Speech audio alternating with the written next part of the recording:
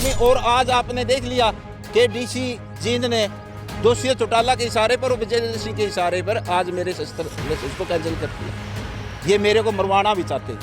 इसका जिम्मेवार डीसी जींद, दोषी चौटाला और विजेंद्र सिंह होगा अगर मेरे साथ कोई घटना घटे। बिल्कुल ये एक सोची समझी चाल के तहत हमें परेशान किया जा रहा है, तो ये नाइंसाफी हम सहन नहीं करेंगे। और आखिरी कतरे खून का जब हमारे अंदर है तो मरते दम तक हम लड़ाई लड़ेंगे। जींद डीसी ऑफिस का आज एक अनोखा कारनामा जो है सामने आया है। दरअसल किसान नेता आज़ाद पहलवान आज वो जींद डीसी ऑफिस के अंदर एक डीसी के द्वारा शस्त्र लाइसेंस के लेकर के बुलाया गया था, उनको पेश होना था। हालांकि उनके कुछ ही अलग जो है आज देखने को मिला है। क्या कुछ पूरा मामला है हम खुद ही किसान नेता आज़ाद पहलवान से जान लेते हैं। पहलवान जी, किस विषय को लेकर के आज जो है डीसी ऑफिस में आपको बुलाया गया था, क्या कुछ दिक्कतें हुई आज? आज देखो डीसी की तरफ से नोटिस आया था कि आपके असले को रद्द किया जाएगा। जो किसान आंदोलन के दौरान मुकदमे दर्ज हुए थे उनके विभाग पे, एक तरफ तो सरकार कहती है कि आंदोलन के दौरान जो मुकदमे हुए हैं वो सभी किसानों को वापस ले लिए। दूसरी तरफ आंदोलन के दौरान जो मुकदमे दर्ज है उन्हीं का हवाला देकर मेरी जो निजी सुरक्षा के लिए मैंने लाइसेंस ले रखा था, असला लाइसेंस, उसको कैंसिल करने का नोटिस डीसी की तरफ से आया था। तो आज मैं ठीक 2 बजे नोटिस के विभाग पे मेरे को डीसी साहब से निजी सुनवाई के लिए मिलना था। मैं 2 बजने से 5 मिनट पहले ऑफिस में पहुंचा हूं अपने सबूत, अपने बयान लेकर। लेकिन डीसी साहब 2 बजने से पहले मेरे जाने से पहले निकल चुके थे। तो मैंने वहां पर डीसी के पीए से बात करी, उन्होंने कहा डीसी साहब निकल चुके हैं। वहाँ मेरी निजी सुनवाई के लिए 2 बजे का मेरा वक्त था। तो उसने कहा भी आप असला क्लर्क से मिलिए। तो मैं असला क्लर्क से मिलने गया हूँ।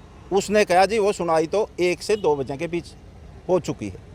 मैंने कहा कि मेरे पास 2 बजे का नोटिस है, 1 बजे का तो कोई मतलब है नहीं। मैं अपने नोटिस के विभाग पे मैंने आपको भी दिखाया नोटिस, उसमें स्पष्ट लिख रखा है 11/5/2000 को 2 बजे निजी सुनवाई के लिए आपने डीसी कार्यालय में डीसी साहब को अपना पक्ष रखना है अपने सबूतों से ही।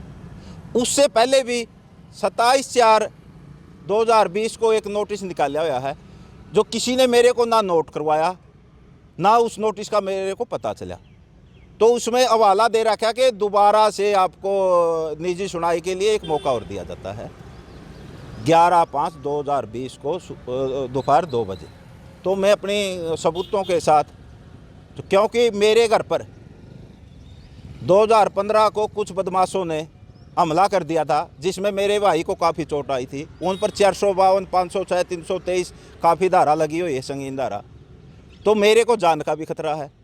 और ये दुष्यंत चौटाला, ये सारा कारनामा दुष्यंत और विजेंद्र सिंह जो सांसद हिसार से है, डिप्टी सीएम है, वो उसकी सह पर और डीसी साहब को मोहरा बनाकर, डीसी साहब कठपुतली है दुष्यंत चौटाला का, उसी के कारण मेरी आवाज़ को दबाने के लिए, मेरे को हरासमेंट करने के लिए, और ताकि लखीमपुर कांड दोबारा हरियाणा में भी दोहराया जा सके, जींद में दोहराया जा सके, ये लखीमपुर कांड दोहराना चाहते हैं।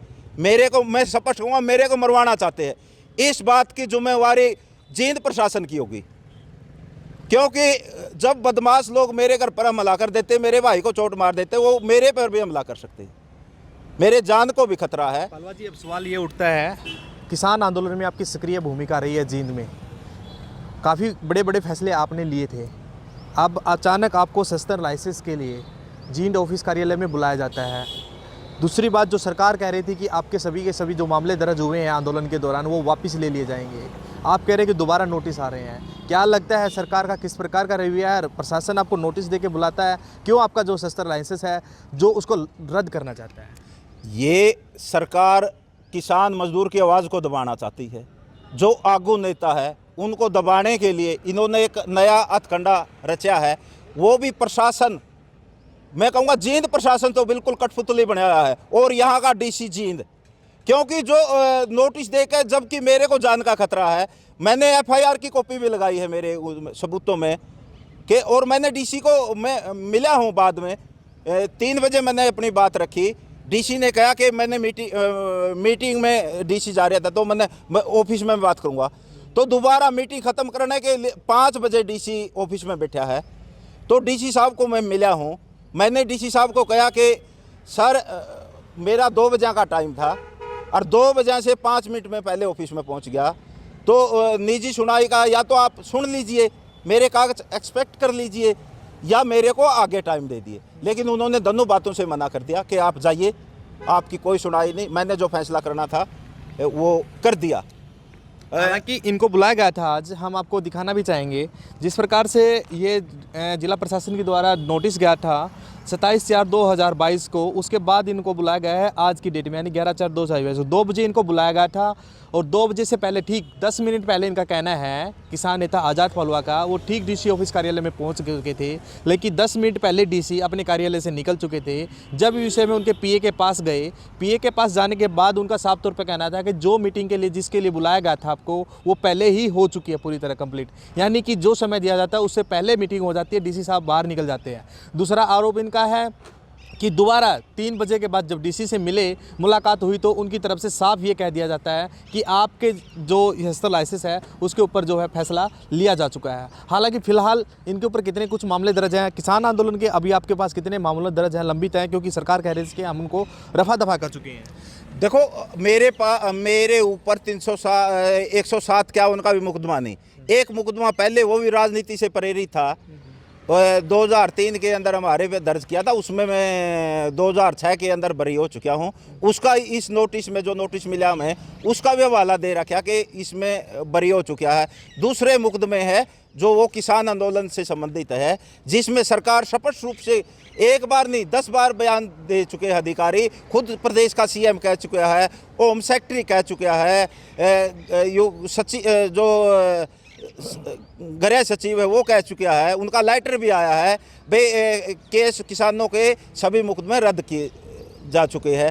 तो मेरे पे मैं प्रशासन से पूछना चाहता हूँ आपके माध्यम से, भाई ये बताए कौन सा मुकदमा है मेरे पे जिसका हवाला देकर इसको मेरे को जो मैंने निजी सुरक्षा के लिए अपने बचाव के लिए लिया हुआ है उसको कैंसिल कर दिया। ये तो वो बात हुई नहीं भाई दोबारा किसानों को डराने के लिए, धमकाने के लिए या लखीमपुर कांड फिर करवाने के लिए इन्होंने ये उत्साहित कंडा रचा है।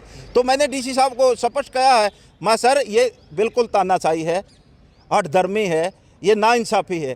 आप इतने बड़े पद पर होकर आपने बात हमारी आवाज़ सुननी चाहिए, हमारी बात सुननी चाहिए, लेकिन उसने स्पष्ट शब्दों में मना कर दिया कि मैंने जो करना था, उसने ये कहा मैंने कैंसिल कर दिया आपका।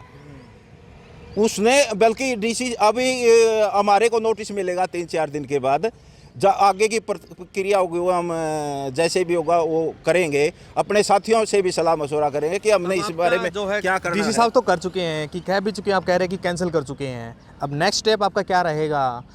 जो आरोप आप जिन पे लगा रहे हैं, राजनीतिक आरोप जो लगा रहे हैं, तो आप कहाँ तक जाएंगे कोई इस विषय को लेकर के? हम अपने साथियों से सलाह मशवरा करेंगे।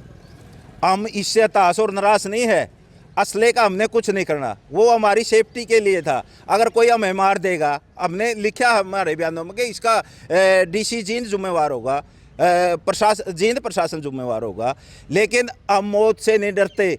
आखिरी कतरे जब लग हमारे शरीर में एक खून का एक भी कतरा होगा नहीं, जब लग हमारी लड़ाई जारी रहेगी, किसान मजदूर के लिए लड़ाई जारी रहेगी। और ये प्रशासन जो कठपुतली बन चुका है, इनको हम स्पष्ट शब्दों में इस बात की चेतावनी देते हैं कि आप ऐसा घिनौना कार्य मत कीजिए। आप सरकार से कह के अच्छी नीति बनाइए। युवा आज सड़कों पर है, रोजगार की देने की बात कर दीजिए। भर्ती बंद की हुई है 3 साल से, वो भर्ती को खोलने का काम समझ के परेशान किया जा रहा है आपको? बिल्कुल, ये एक सोची समझी चाल के तहत हमें परेशान किया जा रहा है। तो ये नाइंसाफ़ी हम सहन नहीं करेंगे, और आखिरी कतरे लग खून का जब हमारे अंदर है तो मरते दम तक हम लड़ाई लड़ेंगे। तो और हम ये प्रशासन कठपुतली मत बने सरकार की, प्रशासन को हम कहना चाहते हैं। ये थे हमारे साथ में किसान नेता आज़ाद पालवा, जिनकी जो किसान आंदोलन की काफ़ी सक्रिय भूमिका इनकी रही है जींद के अंदर। लगातार हमने आपको इनको अपने चैनल के माध्यम से भी दिखाया है, लेकिन आज जो मामला निकल कर के सामने आया डीसी ऑफिस का, पहले भी मुकदमा बनाया, तो उस डीसी ऑफिस के कारनामे में कुछ अलग ही देखने को मिला है। साफ तौर पर इनका कहना है कि सरकार के इशारे पे, राजनीति के इशारे के ऊपर जो है किसान नेता को जो है परेशान किया जा रहा है, और यहाँ के जितने भी अधिकारी बैठे हुए हैं सारे के सारे सरकार के दुष्यंत चौटाला के तक के उनके कठपुतली के आरोप जो है लगाए जा रहे हैं। क्या करेंगे? आंदोलन शुरू होने से पहले 22 नवंबर 2020 को जब किसान पंजाब के किसान पंजाब से चले थे तो उनको बॉर्डर पर रोक लिया था। जब भी मेरे को दोषी चौटाला और वीरेंद्र सिंह के इशारे पर इस जींद के प्रशासन ने गिरफ्तार करके जेल में डालने का काम किया था। और जब हमने सद्भावना यात्रा मैराथन दौड़ के पैरेलल निकालनी चाहिए कि युवाओं को रोज सड़क पर दौड़ाने की बजाय रोजगार का प्रबंध करे, तो हमारी सद्भावना यात्रा को रोकने के लिए हमें थाने के अंदर बंद किया गया अभी 23 शहीदी दिवस पर 23 मार्च को। तो ये अठधर्मी। और आज आपने देख लिया कि डीसी जींद ने दोषी चौटाला के इशारे पर और विजेंद्र सिंह के इशारे पर आज मेरे शस्त्र लाइसेंस को कैंसिल कर दिया। ये मेरे को मरवाना भी चाहते हैं।